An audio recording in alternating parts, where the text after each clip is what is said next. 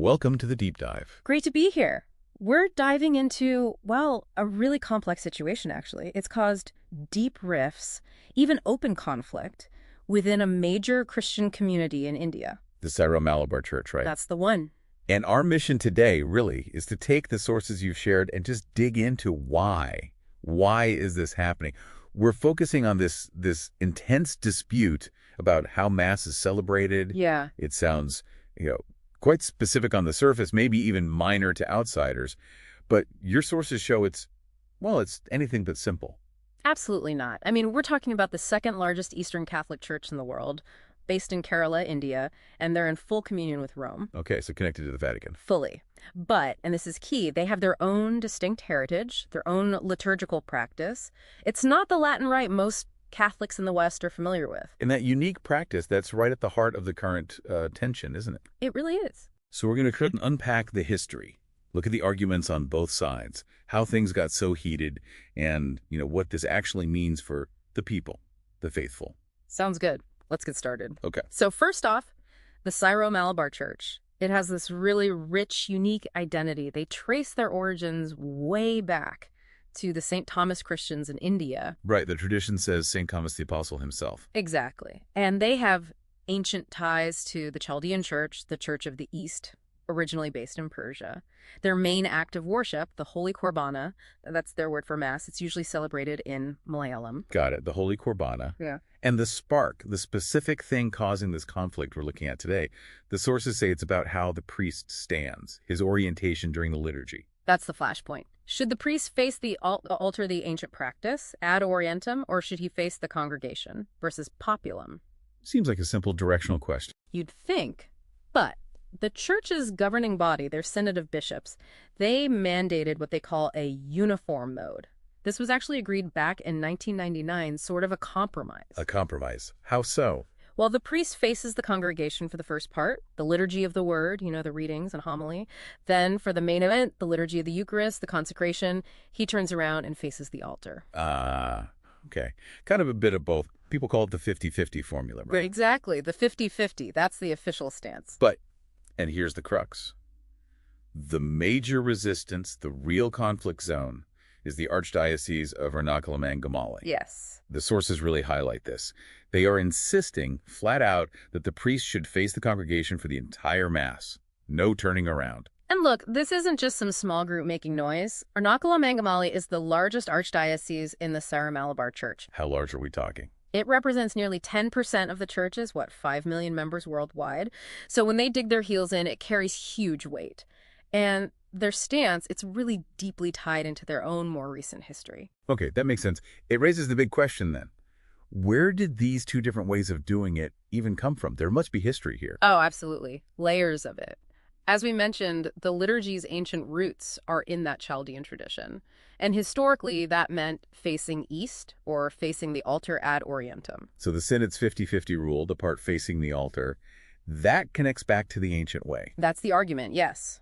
Those advocating for the uniform synodal Mass often point straight back to that ancient lineage, that pre-Latin influenced tradition. But the sources you shared also complicate that picture, don't they? There was the Synod of Diamper in 1599. Yes, a very significant and controversial event. Many historians see it as a period of, forced Latinization, Portuguese influence, basically. Latinization, yeah, meaning making their Eastern traditions more like the Roman Catholic Church. Exactly. It introduced changes, imposed practices alien to their original East Syrian liturgy. So this idea of one single unbroken ancestral tradition, it gets complicated. History is messy. It always is. Then you jump forward centuries to the Second Vatican Council, Vatican II, in the 1960s. A huge moment for the entire Catholic Church. Massive. Right. It ushered in a period of major liturgical reform, especially in the Latin Rite, emphasizing things like active participation of the congregation. Active participation. That sounds key, Yeah. because the sources suggest this is when the idea of the priest facing the people versus populum started to really take hold in some Syro Malabar areas, influenced by those changes happening in the West. Precisely. And there's a really pivotal figure here, especially for Ernakulam and Gamali, Cardinal Joseph Pericattle. Okay, who was he? He was their archbishop for a long time, from the 50s right through to the mid-80s. He actually attended Vatican II, and he became the very first Syro Malabar cardinal in 1969. So a major leader directly involved in Vatican II. Yes. And according to the sources, he was instrumental in introducing versus populum facing the people in his archdiocese. Ah, okay. So for the priests and the people in Ernakulam Angamali, this practice wasn't just some random idea. It came from their leader, a respected cardinal who'd been at Vatican II. Right. And over decades, this way of celebrating Mass, facing the people, it just became normal. It became ingrained. It evolved into what they now see as their own legitimate, cherished local tradition. So you can really see the clash now. It's the pull between reclaiming what one side sees as the ancient, authentic, pre-Latinized way. Which includes the ad orientem part of the 50-50 formula. Right. Versus upholding this other practice. Versus populum, which is more recent, came after Vatican II, but has become the lived reality, the tradition, for generations in that specific place. That's the heart of it, and it makes the very idea of tradition contested. Are you talking ancient roots or lived experience? It's fascinating. So back in 1999, you said the Synod tried to bridge this with the 50-50 compromise, and Rome okayed it. Rome affirmed it, yes. Pope Francis himself later called it an important step. It was supposed to bring peace. But it didn't stick. No. The sources are pretty clear that the 1999 agreement essentially broke down in practice, especially, again, in Ernakulam and Gamali. Why? Why did it fail? Because I think for many people there, this isn't just about which way you turn during prayers. It's tied up with their theology, their understanding of the Mass, their identity as a community, and crucially, their sense of local autonomy. Autonomy from the Central Synod. Perhaps, yeah. The stakes felt incredibly high. So compromise it became almost impossible. And that failure, that breakdown, that's what leads us into the current crisis, the big flare-up starting around 2021. Exactly. In August 2021, the Synod came back strong, remandated the uniform mode, the 50-50, said it had to be implemented everywhere by Easter 2022. No more exceptions, basically. Ernakulam Angamali just dug in deeper. They did. Representing, as we said, a huge portion of the church, they are absolutely insisting on keeping their practice versus populum for the entire Mass. What are their main arguments, according to the sources? Well, they argued their practice fits better with the spirit of Vatican II, that active participation idea, and they constantly invoked the legacy of Cardinal Pericaudal, who introduced it. So it's their tradition. Yes. They call it their deeply cherished local tradition, something that gives us meaning. Particularly, they say, for the younger generation who've grown up with it and know nothing else. And they see this synod's push for uniformity as an imposition. Something forced on them from outside, disregarding their history, undermining their autonomy. The sources also mention some pretty serious accusations they've made. Yes. They've claimed the Synod leadership misrepresented the situation to the Vatican.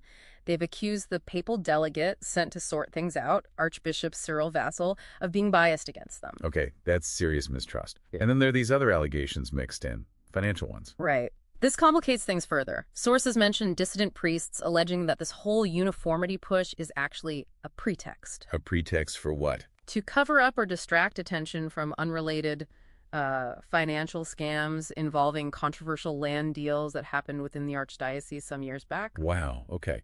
And another theory mentioned about COVID. Yeah, some priests apparently suggested the hierarchy got worried during COVID. They saw increased online participation in masses where the priest faced the people, and they supposedly feared losing their influence. The claim is this fear spurred a rushed push for uniformity, decided via an online synod meeting. So a lot of suspicion and alternative narratives swirling around. What about the synod's perspective? How do they justify the push for the 50-50 Mass? From their side, as presented in the sources, it's primarily about unity and obedience. Obedience to the Church's legitimate authority, the Synod, and ultimately the Vatican. Uniformity equals stability. That's the idea. They argue it strengthens ecclesial stability and communion. They also firmly state that liturgical decisions are the prerogative of the bishops, of the Synod. And they feel the 50-50 Mass is traditional. Yes, they argue it aligns with the 1999 agreement, which Rome approved, and also with Vatican II's own call for Eastern churches to cherish and restore their ancestral traditions, which, they argue, includes ad orientem. So they're saying versus populum isn't the authentic Syro Malabar tradition. Essentially, yes, or at least that the uniform mode better reflects the totality of their tradition. They also point to practical issues, saying that having different priests using different rubrics within the same church even led to chaos and confusion. It really does feel like both sides are pulling on threads of tradition, threads of Vatican II, but weaving completely different patterns. That's a good way to put it. One side emphasizing the ancient form and hierarchical authority, the other emphasizing a more recent lived practice and local needs or interpretation. And that fundamental difference in interpretation, that clash, it's led to some really shocking scenes, hasn't it? The escalation seems extreme. It really has become incredibly public and sometimes, frankly, quite ugly, especially since 2021. The sources detail widespread protests. We're talking hunger strikes by priests. Yes, and laity too. Public actions like burning pastoral letters from bishops or dumping them in bins, even burning effigies of cardinals. Effigies, wow. And physical confrontations. Sadly, yes. Clashes between groups supporting the Synod Mass and those supporting the versus Populum Mass. St. Mary's Basilica Cathedral in Ernakulam, a really major church, it was actually closed for liturgical celebrations for months, from late 2022 to mid-2023. Only reopening for basic prayers. That's huge, closing the main cathedral. And just recently, February 2025, sources report a senior priest was actually assaulted while trying to celebrate the official Synod Mass. There's been police involvement too, police having to remove striking priests from church buildings. Just hearing that.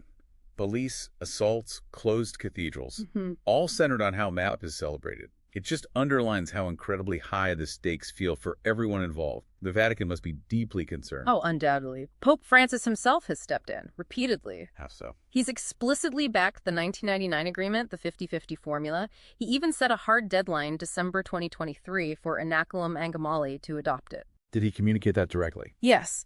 He sent a personal video message straight to the Archdiocese, urging compliance, appealing for unity, but also issuing a stark warning. A warning. A warning of potential excommunication for those who continue to defy the Synod's decision. He's even called the divisions the work of the devil. Very strong language. And he appointed a special envoy, Archbishop Vessel. That's right. First as a special delegate, then continuing as the pontifical delegate, specifically tasked with trying to implement the uniform mass and resolve the crisis. So, direct papal appeal, threat of severe canonical penalties, a personal delegate on the ground. Did it work? The sources indicate largely no. Despite all that pressure, the overwhelming majority of priests in Ernakulam and Gamali continued to object. They didn't adopt the uniform mass by the deadline. Even facing excommunication. It seems so, Yeah. which really suggests that for them, this principle, their tradition of versus populum, may be tied up with conscience or a local identity. It's paramount. It outweighs even direct papal orders and the threat of being cut off. Was there any attempt at compromise after that deadline passed? There was a brief moment, yeah. In July 2024, a kind of temporary truce was proposed. The idea was maybe just one synodal mass, the 50-50, on Sundays and major feast days, and the rest could continue as versus populum. Okay, that sounds like a practical step back from the brink. It seemed like it, but it fell apart very quickly by October 2024. What happened? The apostolic administrator at the time, Bishop Bosco Puther, who was temporarily overseeing the archdiocese, he insisted that new deacons, before ordination to priesthood, had to promise they would only celebrate the official uniform mass. So forcing the hand of the next generation. That's how it was seen by the opposition. It completely reignited the defiance. Parishioners started physically blocking administrators from entering churches.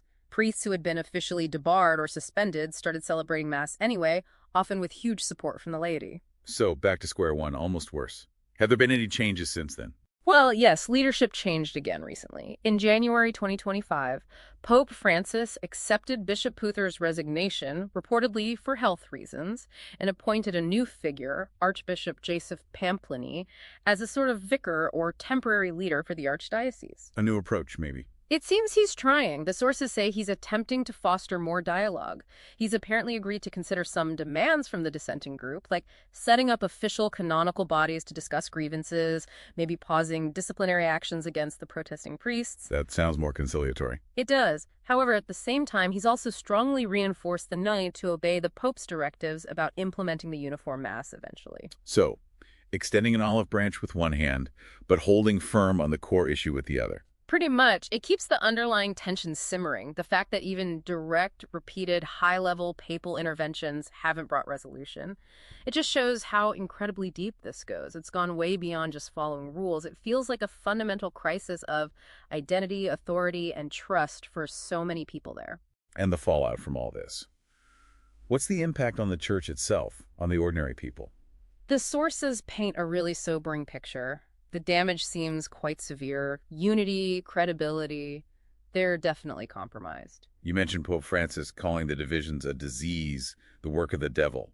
That says a lot. It does. And there's real concern about an erosion of faith. The sources mention intellectuals, educated lay people actually leaving the church over this.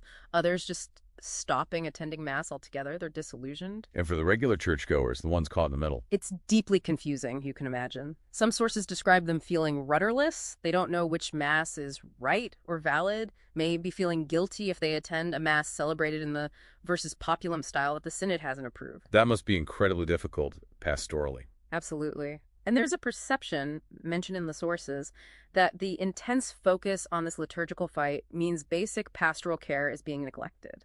People feel the leadership is more wrapped up in this power struggle than in their spiritual well-being.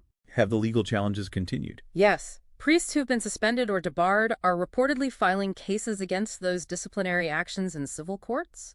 That adds another layer of conflict. And the public image? Police? Closed churches? That can't be good. No, it definitely tarnishes the church's image.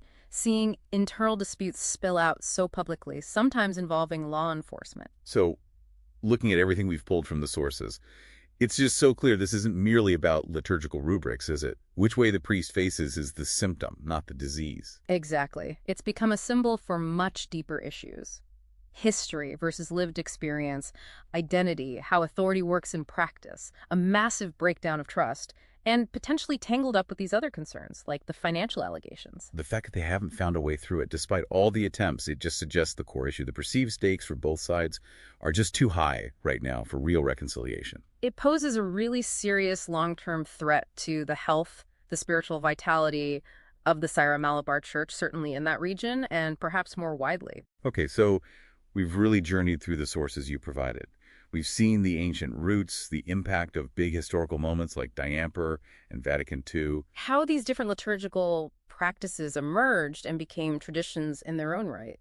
The attempts at compromise that failed, the really intense escalation, the protests, the clashes. The papal interventions that, surprisingly perhaps, haven't fully resolved it. And the heavy toll this is taking on the church community, the leaders, the priests, and especially the ordinary faithful. Yeah, we've seen how these differing views on tradition, on authority, maybe mixed with other grievances and deep-seated convictions, have just locked into this profound, ongoing crisis. The path forward, it looks incredibly difficult. It feels like it needs more than just issuing rules or mandates now. It seems to cry out for genuine dialogue, doesn't it? Yeah. A real effort to understand the other side's perspective and somehow begin rebuilding the trust that's been so badly broken. It really does. And maybe thinking about this specific, intense conflict within the Syro Malabar Church, it makes you wonder, doesn't it? What does this tell us about the challenges that all sorts of institutions, religious or not, face today? That's a great point. How do you navigate deeply held traditions while also needing to adapt? How do you maintain unity and authority when you have diverse groups with strong local identities? And maybe the biggest question of all, how do you actually heal divisions when people's core sense of identity and belief is right at the heart of the conflict? What does that really take?